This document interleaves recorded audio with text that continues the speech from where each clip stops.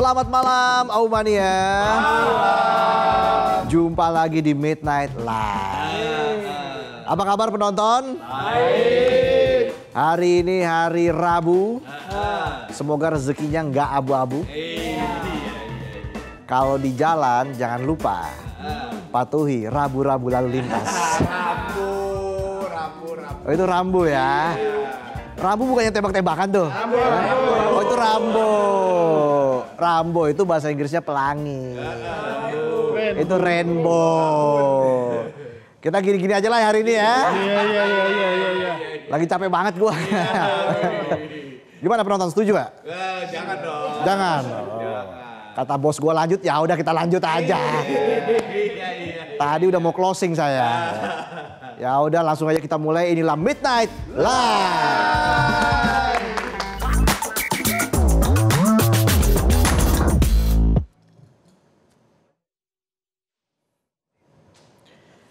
Berita malam ini kita akan kembali bahas soal akar masalah Republik ini yang terus terjadi. Apalagi kalau bukan kasus korupsi. Korupsi lagi.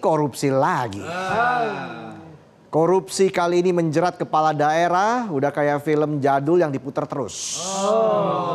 Gak pakai nebak-nebak, udah hafal jalan ceritanya. Iya benar. Modus-modusnya lama, yang baru cuma orangnya. Iya. Pas kampanye ngomongnya siap melayani.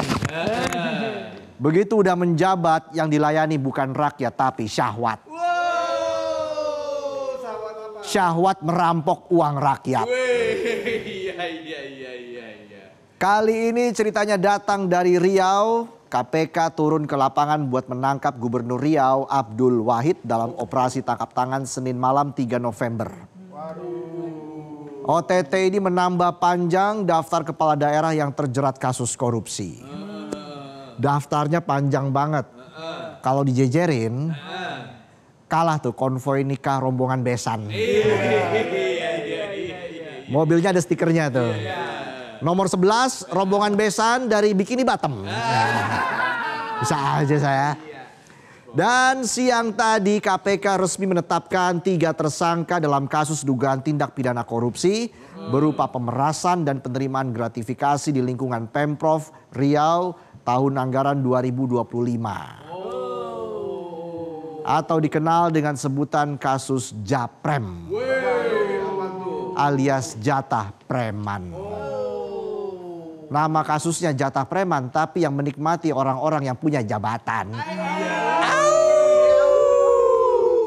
Kalau preman asli nodong di jalanan. Kalau preman yang ini hobinya motong anggaran. 3 tersangka tersebut yakni Gubernur Riau Abdul Wahid, Kepala Dinas Pekerjaan Umum, Penataan Ruang, Perumahan, Kawasan Permukiman dan Pertanahan atau Dinas PUPR PKPP Provinsi Riau M. Arief Setiawan, serta tenaga ahli Gubernur Riau Dani M. Nursalam. Formasinya udah kayak basket 3-on-3. Gubernur jadi kapten, Kadis jadi shooter, tenaga ahli jadi playmaker. Bagi-bagi. Bedanya yang di dribble bukan bola tapi proyek daerah. Yang dicari bukan skor tapi jatah setor. Rakyatnya tekor, pejabatnya kena pasal tipikor. Kini ketiganya bakal ditahan selama 20 hari ke depan, terhitung mulai 4 November hingga 23 November. Sebelumnya dalam OTT ada 10 orang yang terjaring dan langsung diterbangkan dari Riau ke Jakarta pada Selasa 4 November kemarin. Dan langsung digiring penyidik untuk diperiksa secara intensif. Udah kayak rombongan study tour. Bedanya nggak foto-foto di Taman Mini tapi langsung digiring ke gedung Merah Putih. Bekalnya juga bukan nasi gulai atau roti jala. Tapi barang bukti dan berkas perkara. Bisa aja saya.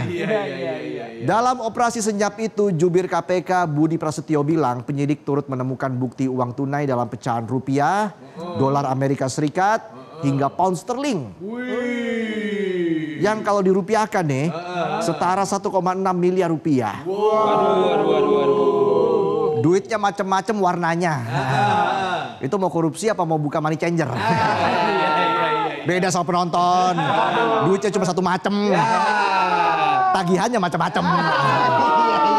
Tagihan listrik, pinjol, sampai kasbon warung 4 tahun lalu juga masih ada. Budi menambahkan uang sebesar 1,6 miliar rupiah yang ditemukan penyidik bukanlah yang pertama kali diterima oleh Gubernur Riau. Abdul Wahid diduga sudah sempat menerima sejumlah uang sebelum penangkapan dilakukan. Ibarat lagi PDKT, udah ngedate, pas udah deket ketikung temen. Temen lo mak-makes soalnya. Jago nikung ya. Beda ya? Iya. Penetapan tersangka Abdul Wahid jelas dari catatan kelam. Mengingat dia belum genap 9 bulan menjabat sebagai gubernur. Baru nikmatin jabatan, baru nyicip setoran udah ditahan. Baru foto pakai pakaian dinas harian, udah foto lagi pakai rompi tahanan. Kabar penangkapan Gubernur Riau seakan memberi dejavu bagi publik Riau. Karena lagi-lagi Gubernur Riau ketangkep gara-gara kasus korupsi. Abdul Wahid tercatat sebagai Gubernur Riau keempat yang ditetapkan tersangka sama KPK. Gubernur Riau dan korupsi itu udah kayak drama Cina di TikTok. Gimana tuh? Dracin. Partnya banyak, pemainnya gonta-ganti tapi ceritanya sama semua. Kayak gimana tuh? Ada menantu pura-pura hidup susah, padahal aslinya kaya. Sama kayak yang ditangkap. Pura-pura doang punya jabatan, aslinya preman.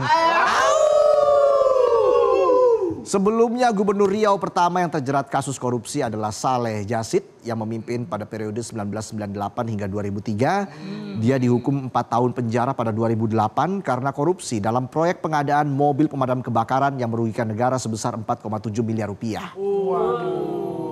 Namun Saleh dibebaskan bersyarat setelah menjalani hukuman 2,5 tahun. Pengadaan mobil pemadam kebakaran dikorupsi. Dikira memadamkan api, sama kayak memadamkan emosi kali ya. Benar tuh. Cukup pakai klarifikasi. Mana hukumannya setengah-setengah, vonisnya 4 tahun, baru jalan 2,5 tahun udah bebas. Enak banget. Yang dikorupsi mobil damkar, tapi yang padam keadilan. Bisa aja saya. Lalu Gubernur Riau periode 2003 hingga 2013 Rusli Zainal mengikuti jejak Saleh yang terjerat kasus korupsi. Saat itu Pengadilan Tipikor Pekanbaru menjatuhkan vonis 14 tahun penjara dan denda 1 miliar rupiah serta subsidiar 6 bulan kurungan. Rusli terjerat kasus korupsi penyelenggaraan Pekan Olahraga Nasional atau PON serta penyimpangan dalam sektor kehutanan di Kabupaten Pelalawan dan Siak. Emang sih di PON ada perlombaan lari, cabang atletik. Tapi nggak lari bawa duit negara juga. Cabur baru tuh. Habis olahraga, hutan juga dikorupsi. Pohonnya dibabat, anggarannya diembat. Buset. Ibarat kata punya gebetan humoris tapi toksik. Awalnya ngajak hidup sehat, pengen padel tapi nggak modal. Udah dibayarin, ditinggalin. Dia malah padel sama mantannya. Emang dasar mau kondo. Modal konyol doang. Kan humoris. Konyol. Kalau kontrol, servis padelnya harus dikontrol. Gue servis juga lo. Ingat, kalau cari pasangan jangan cuma yang suka kasih motivasi. Iya. Tenang, badai pasti berlalu. Berlalu lalang. Jangan yang suka gombal juga. Ketika hatimu dan hatiku bertemu di jalan, maka di situ ada 2 hati. Hati-hati di jalan. Apalagi cari pasangan yang modalnya cuma tebak-tebakan lucu. Kayak gimana tuh? Kayak gimana? Kamu tahu nggak singkatan HP? Handphone. Salah. Kok salah? HP. Hatiku punyamu. Ada lagi. Apa lagi tuh? Kamu tahu nggak caranya mutiin rambut secara permanen? bleaching. Salah. Kok bisa? Bukan bleaching. Apa tuh? Caranya menua bersama aku. Bisa aja ATM error. Balik lagi, tongkat estafet korupsi di Riau dilanjutkan oleh Anas Ma'amun, Gubernur Riau periode 2014 hingga 2019. Pada tahun 2015, Anas divonis 6 tahun penjara dan denda 200 juta rupiah karena korupsi alih fungsi lahan yang merugikan negara sebesar 5 miliar rupiah. Dari lahan tandus diubah jadi lahan basah, cair. Iya, mantap banget. Cuan. Anas dibebaskan pada September 2020, tapi pada 2022 dia kembali ditetapkan sebagai tersangka dalam kasus dugaan suap pengesahan RAPBDP tahun anggaran 2014. Dan RAPBD tahun anggaran 2015 Provinsi Riau. Kena lagi. Ibarat lo punya gebetan toksik, bilangnya setia, nyatanya setiap tikungan ada. Ada aja gandengannya. Iya. Orang apa truk tuh gandengan mulu. Benar. Prinsipnya udah kayak kata-kata di belakang truk. Apa tuh? Senyummu menambah kasbonku. Iya, betul lagi. Biar kamu senyum, aku rela ngutang. Benar. Pola korupsi yang kejadiannya berulang-ulang ini bukan cuma persoalan oknum doang. Tapi menggambarkan masalah yang lebih dalam. Mulai dari sistem yang ambyar, tata kelola yang kacau, pengawasan internal yang gak jalan, sampai budaya balas jasa. Waduh. Bagi-bagi proyek dan politisasi sumber daya yang masih kuat. Gak cuma itu, kekayaan sumber daya alam di daerah jadi faktor korupsi susah hilang. Dan Riau adalah contoh klasik kekayaan alam bisa jadi pedang bermata dua. Karena kalau bermata tiga bukan pedang, itu mutan. Kalau bos gue bukan mutan, tapi mut-mutan. Di satu sisi bawa peluang besar buat kemakmuran masyarakat. Di sisi lain membuka ruang bagi praktek political rent seeking atau perebutan rente politik. Ibarat mantan terindah, di satu sisi menggoda, tapi kalau nggak pinter jaga perasaan bisa perang dunia. Benar banget tuh. Iya. Dan fakta yang lebih goks lagi, ini ada fakta yang goks. Baru tahun ini aja KPK udah 6 kali menangkap kepala daerah lewat OTT. Dan kalau ditelusuri lebih jauh, sejak KPK berdiri tahun 2004 sudah ada 30 gubernur plus 171 bupati dan wali kota beserta wakilnya yang kejaring kasus korupsi. Fenomena ini menunjukkan kalau korupsi di pemerintahan daerah belum ada tanda-tanda mau tobat. Seolah semua program anti korupsi dari penandatanganan fakta integritas sampai penguatan moralitas birokrasi cuma jadi acara seremonial. Yang penting fotonya viral buat pencitraan, urusan moral belakangan. Jangan dong. Bahkan pemimpin daerah sekarang sebenarnya udah digembleng habis-habisan lewat retret. Iya benar tuh, betul. Materinya juga ada soal anti korupsi. Tapi kayaknya cuma masuk kuping kanan, keluar semua lubang. Keluar semua gak ada yang nyisa. Iya. Koruptor udah gak punya rasa takut dan gak punya rasa malu. Iya, betul. Ya gimana mau takut, hukumnya aja masih lembek. Iya tuh. Kebanyakan potongan. Gimana mau malu, hartanya aja masih banyak. Iya. Nggak habis 7 turunan. Nanti 7 turunan jadi pewaris. Turunan ke-8 jadi kayak penonton perintis. Sambil meringis.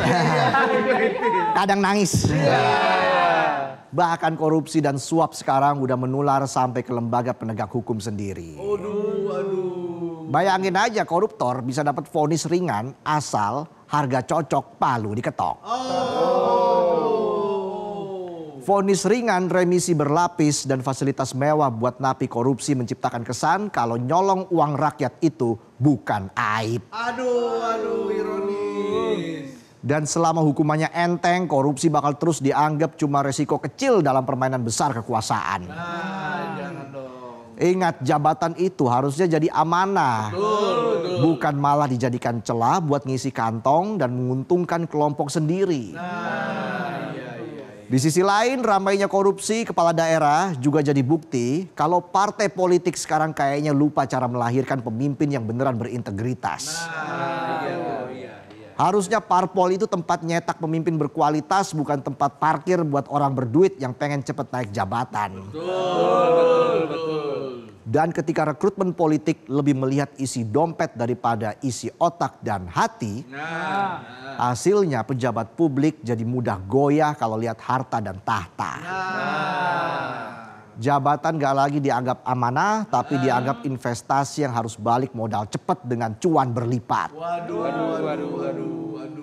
Kasus-kasus kayak gini harusnya jadi alarm keras. Melawan korupsi gak bisa cuma modal nangkep doang. Perlu perubahan serius dari hulu sampai hilir. Penegakan hukumnya juga harus konsisten. Hukumannya jangan lemes dan sistem politiknya juga harus milih pemimpin yang punya integritas handal. Bukan cuma punya cuan dan muka tebal. Kalau semua itu nggak dilakukan, ya bakal terus muter di drama yang sama. Pasti. Pemimpinnya gonta-ganti tapi korupsinya nggak ikut pergi. Sekarang saatnya rakyat nuntut lebih, bukan cuma janji tapi realisasi. Betul. Jangan cuma koar-koar anti korupsi, giliran menjabat ngembat anggaran sana sini. Aduh, jangan dong. Publik menunggu penjara khusus koruptor di pulau terpencil. Yang ada baby shark-nya. Baby shark, baby shark. Mau aja gue kerjain. Negeri ini butuh keberanian moral dari seluruh elemen, aparat penegak hukum yang tegas, partai politik yang berbenah, dan masyarakat yang gak lagi pasrah sama praktek busuk kekuasaan. Betul. Karena jika tidak, OTT demi OTT hanya akan menjadi tontonan rutin yang menyakitkan sekaligus menegaskan bahwa di negeri ini rasa malu sudah mati. Aduh. Dan rasa takut sudah ikut terkubur bersama Nurani. Itulah tadi sajian pembuka kami di Midnight Live. Kami punya sejumlah informasi lain. Ada Ladies Night juga hari ini. Dan bintang tamu kita hari ini ada Fabio Asher. Kita jeda dulu, kami akan kembali saat lagi. Tetaplah di Midnight Live.